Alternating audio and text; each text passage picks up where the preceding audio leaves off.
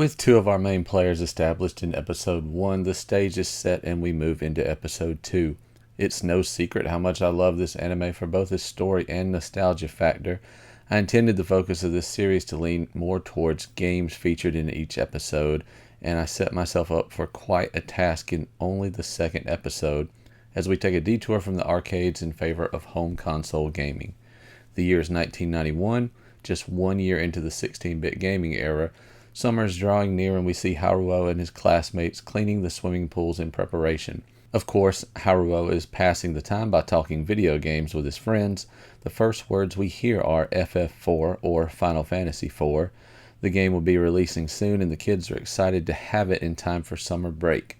In North America, we would see this game released as Final Fantasy II, with Square having skipped the NES releases of Japan's Final Fantasy II and III in North America.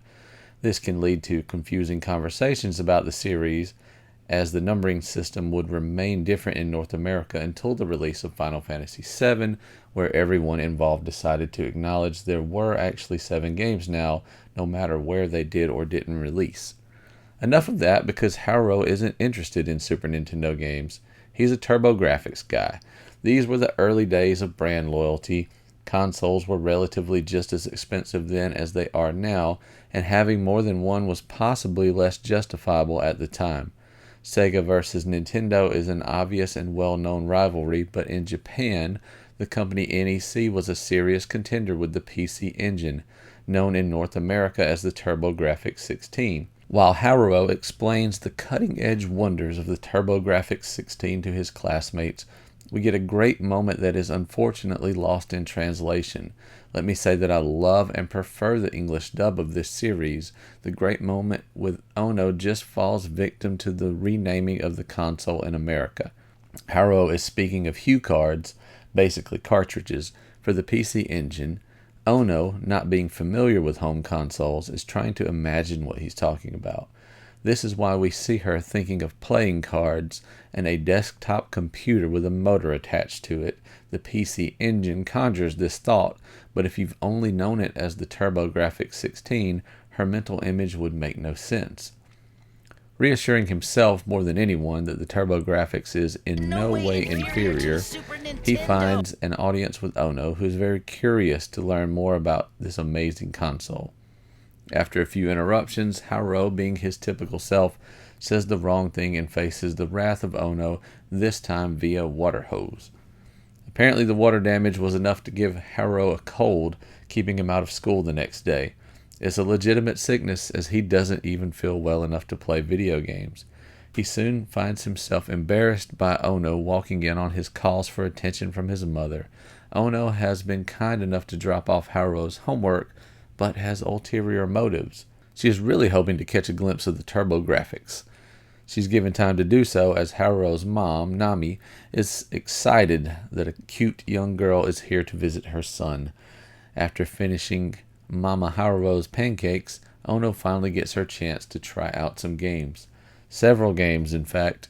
Let's take a look at them and show some well-deserved appreciation for the PC Engine TurboGrafx 16. China Warrior.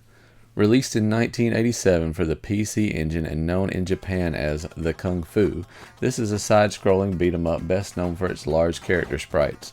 The protagonist is meant to resemble Bruce Lee, similar to the game Kung Fu Master, but with less refined gameplay, with pattern memorization being the key element. It would be hard to argue that this is a great game, but viewing it from the context of its time, I feel it would be a worthy addition to the library. Despite being completely clueless and selfish at times, Haruo is a genuinely good person. Once realizing Ono doesn't have access to home consoles, he gives her the full treatment. R-Type. Irem developed many great arcade games of the late 80s, and easily one of the more popular of all time is R-Type. R-Type falls under the space shooter side-scrolling shoot-'em-up category, and this type of game was a mainstay of the 80s and 90s arcade games. Starting all the way back with Asteroids to Space Invaders, then Galaga, this was the current progression of this type of game. Although to say that doesn't do it justice. This is way more complicated than Galaga, featuring stages with multiple paths and a variety of enemies. Each stage ends with a giant boss battle requiring a mix of good reflexes and pattern recognition. The TurboGrafx 16 port was very well done. Some concessions were made due to hardware limitations, but overall, a very faithful and well-received port. Shadowland. At a glance, this looks like a cute, lighthearted game similar to Mario titles and the likes. When researching it, I found that isn't necessarily the case. The actual name, Yokai Dochuki, translates to Phantom Travel Journal, and the game chronicles a boy who is traveling the afterlife on his way to final judgment, with levels that translate loosely into Gateway to Hell and Valley of Judgment. The premise is darker than expected, especially to North American audiences who have different views and feelings about such topics. It should be no surprise, then, that this game never released in North America until many years later as a download on the Nintendo Wii Virtual Console. The game also is a port of Namco's arcade game by the same name, although several changes were made to add to the gameplay. Vigilante. Here's a fun one. The premise. Madonna has been kidnapped. That Madonna? I can't officially say yes, but I'm not saying no. Who can save her? We're going to need a, quote, professional martial artist. Another Irem game mentioned earlier with R-Type, but I neglected to mention them as the team who developed the game Kung Fu Master, which China Warrior seems to be based on. So Vigilante is considered to be the spiritual sequel to Kung Fu Master. Further into the tangent verse, I will say that Kung Fu on the NES was one of my favorite games of the early NES years, Kung Fu being the home port of Kung Fu Master.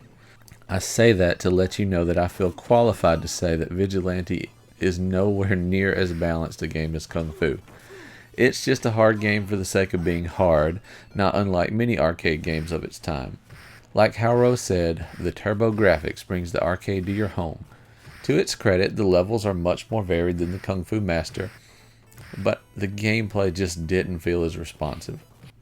Wonder Momo. Another arcade port to the PC Engine, not TurboGrafx, as this one never saw a North American release.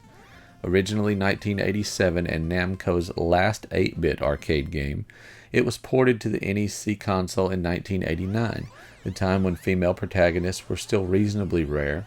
The thing I find most interesting with this game is that while it is the only arcade and console game to star Momo, she continued to appear in cameos in other games for years to come, such as Batten Kaitos and Tales of the Abyss. Somehow this even became a webcomic in 2012 and an anime miniseries in 2014, which also spawned a mobile game that was a semi-sequel to the original 27 years after the original release. Altered Beast. Possibly the most recognizable of this lot, but not because of NEC. This is a Sega game, and in North America, the original pack-in title with the Sega Genesis. Still, an arcade port to the TurboGrafx as part of a deal with Sega and NEC was reached because, although they were clearly competing in the 16-bit console wars, they were winning in separate markets. The PC Engine far outsold Mega Drive in Japan, and the opposite was true in North America and Europe. So releasing games on the other's console created somewhat of a win-win, and Sega would, in small ways, offer support to NEC until the release of the Sega Saturn years later. As for the NEC port, it was solid, looking pretty good, lacking some audio, but most notably having a higher difficulty than other ports of this game. Darius. A shooter, similar to R-Type, Darius is another home conversion of an arcade game that didn't lend itself well to direct ports. The arcade game used 3 screens, side by side, to create an ultra-wide playfield. This arcade cabinet makes an appearance later on in High Score Girl.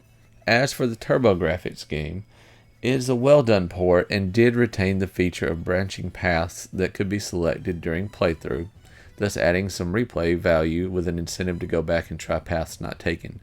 It's also much more colorful and diverse than other shooters of the same time. Kiki Cocci translates to Mysterious Ghost World, and originally an arcade game by Taito in 1986.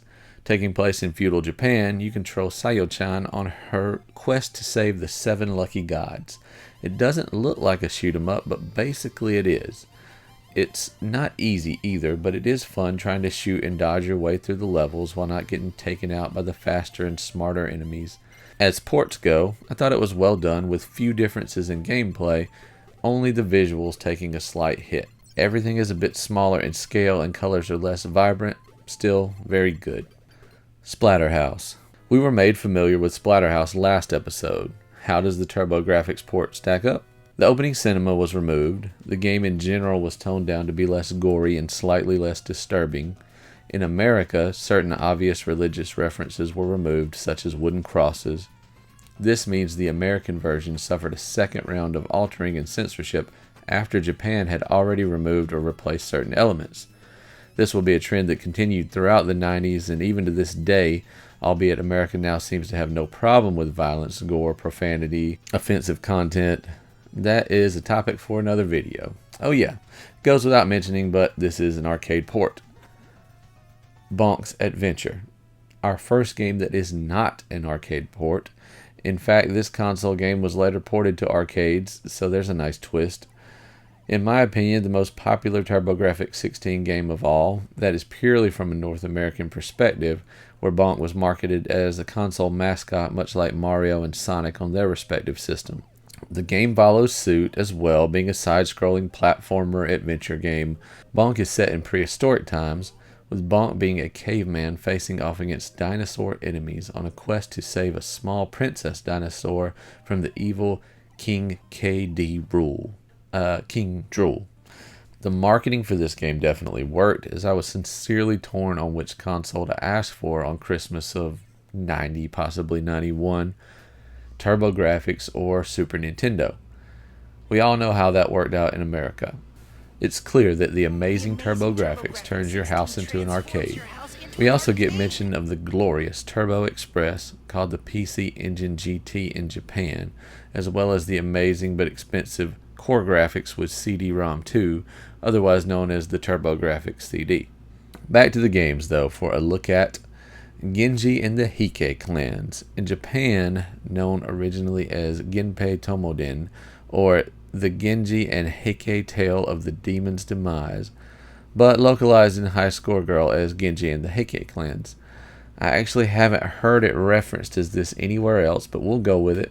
It's a strange game to pitch to Ono, who is not a fan of Splatterhouse because of the creepy atmosphere and gore. Genji's first level blends the type of images you'd see in Splatterhouse or Ghosts and Goblins before changing styles completely a short way in, starting out as a run and survive side-scroller to a slower-paced China Warrior-style game, and then switching again to a top-down perspective hack-and-slash style game.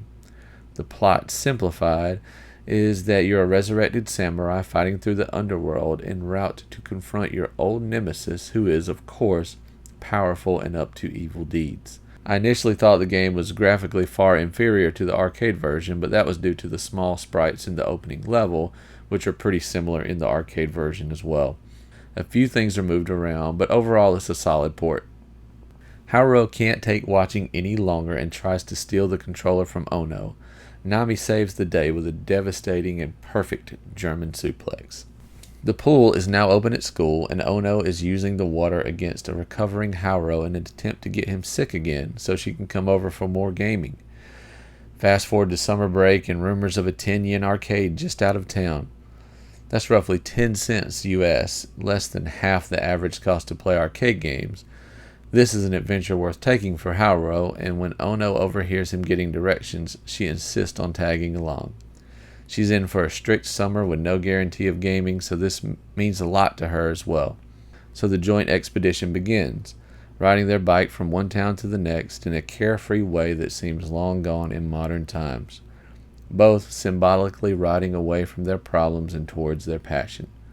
Their quest proves successful, and they head down a dark stairway to a sketchy, rundown arcade. They've seemingly taken a trip back in time, first taking notice of the original Street Fighter. Street Fighter. The original Capcom fighter only featured Ryu and Ken as playable characters, and they were assigned to players 1 and 2. Sagat was in the game as the final boss. You'll see here the giant buttons featured in the original arcade version. As told by Haruo, your attack power was tied to how hard you literally hit the buttons. The special moves, such as the Hadouken, were present and executed with the same commands, but the commands were less responsive, and timing with the hitting of the giant buttons made them quite a bit harder to pull off. Not mentioned here, but tying into the earlier theme, the best port of this game would later come to TurboGrafx through its CD add-on, the TurboGrafx CD. Crazy Climber. One of the oldest games shown here, Crazy Climber was released in Japan in 1980. North America would only ever see a port of this on the Atari 2600 in 1982, so this predates many Nintendo games such as Donkey Kong and other arcade games that introduced most of us to video games. It's basically a climb and dodge game. The graphics and variety are quite good and admirable for the time. The arcade version is known for being more difficult based on high scores set by other players. It controls similar to a game such as Karate Champ, where you actually have two sticks instead of buttons, moving sticks to move the player's hands. Booyan. From Konami in 1982, this one did see release in North America, although I honestly can't ever remember seeing it. As with the times, controls were simple as you guide Mother Pig up and down a platform while she shoots arrows at wolves that are using balloons to drift down from a cliff in hopes of attacking her and the baby pigs. It's all rather traumatic, really. Controls were simple and fun, and the trajectory of the arrows has a somewhat realistic feel to it, although the stress of trying to keep up with the endless barrage of wolves was just too much for me. Elevator Action. Taito 1983. Of the 5 games that are mentioned here in the arcade, I've only ever played 2 of them before making this video, and Elevator Action is one that I have fond memories of. The graphics were very engaging to me at the time, as all the characters had nice detail and motion. There was a small stealth aspect at play, and I always enjoyed games that had the player trying to outwit or outpace combat for whatever reason. You play as a spy, if I recall, and your mission is to retrieve a few objects and then make it to the ground or the roof depending on the level. This is all done in a hotel-style building where you can take stairs or ride elevators. Enemies are everywhere, ready to have shootouts. You can shoot back or attempt to duck and run, but eventually you'll have to find a way past some of them to get to the objectives. Space Harrier. In 1985, Sega released Space Harrier in arcades to great success, in no small part due to its innovative gameplay and amazing graphics. In fact, the game was so well revered that a port of this 1985 arcade game was released 9 years later on the Sega 32X. At its original release, it was one of the few games using 16-bit graphics and large color scale, making it easily stand out. It didn't end there though, as the controls and cabinet were built around the gameplay, with cockpit-style controls and a deluxe model arcade unit that allowed for an immersive feel. The story takes a mysterious and creepy turn, as upon leaving the arcade they turn around to find it's been closed for some time. Apparently the owner died 4 years ago and the place had been closed ever since. What just happened? Perhaps we'll never know for sure, but do any of you have stories from your childhood, especially in the 80s and 90s, of similar adventures that just don't reconcile with the facts? Exaggerated as it may be, it doesn't feel at all out of place. Their bike key gone forever, it will be a long walk back. Ono is in for another new treat from Haru as she gets the taste of some store-bought food. The considerate Haru also gives her his shoes when he realizes her shoes are not meant for long walks. Zia eventually finds the young miss he's been looking for, and Ono is taken away to face her miserable summer break. Haru is also facing the consequences at home when his mother sees his report card and takes away his TurboGrafx 16. Nami has quite the wrestling moveset, by the way, tapping Haru out with a half Boston Crab submission. We end with Ono accepting her fate and being happy for what the future may bring for Haru and her together. Happy to have a real friend. And I'm happy for having you join me on this review of Episode 2. Thank you so much for watching, and join me soon as we explore the games and story of Episode 3.